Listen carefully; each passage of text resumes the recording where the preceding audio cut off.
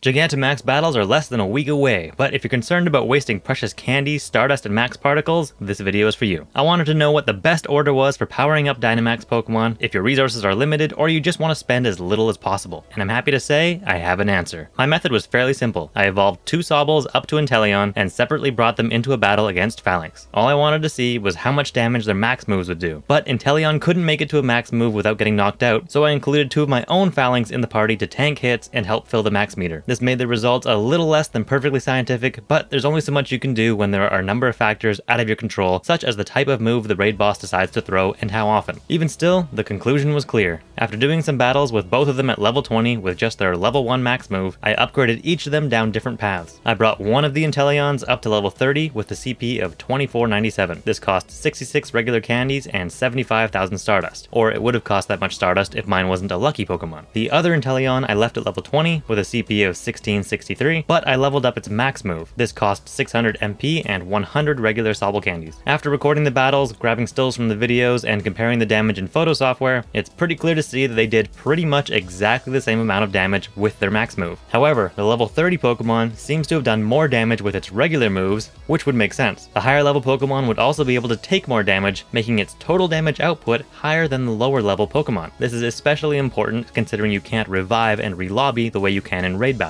So, if you're short on candy and don't mind using a bit of Stardust, just level up your Pokemon's CP using the regular power-up method. You can level up your max move later. You could use the 600 MP that you save to do additional max battles or increase the max move level of a Pokemon you have more candy for. Level 30 should be what you aim for at first. After level 30, the cost for powering up a Pokemon starts to get much more expensive and the return you get per level decreases significantly. It requires 66 candy to take a Pokemon caught from a Dynamax battle to level 30. While doing these tests, I realized that for players with only enough resources to level up one of each species, you can play the battle the same way I did in my tests. Use Pokemon that don't have a type advantage but may have a type resistance to take hits from the raid boss. Then switch to your super effective, hardest hitting Pokemon when it's time to launch max moves. You have to play it a little bit more like a video game, swapping your Pokemon in and out on the fly, but it could make all the difference if you don't have a big group to take on the harder max battles. For example, let's say you have one of each starter Dynamax Pokemon available so far, leveled up to level 30 and fully evolved. If you're going up against a Gigantamax Blastoise, bring Venusaur, Rillaboom, and Blastoise. Use Venusaur to deal regular damage, Blastoise to tank hits, and Rillaboom to attack with max moves. Or whatever order makes the most sense to you. Maybe you have a lot of Bulbasaur candy and you can make your Venusaur level 30 and up its max move. You'd want to use that one instead to deal your max move damage. I know there's a lot of criticism thrown at the max battle system, but honestly,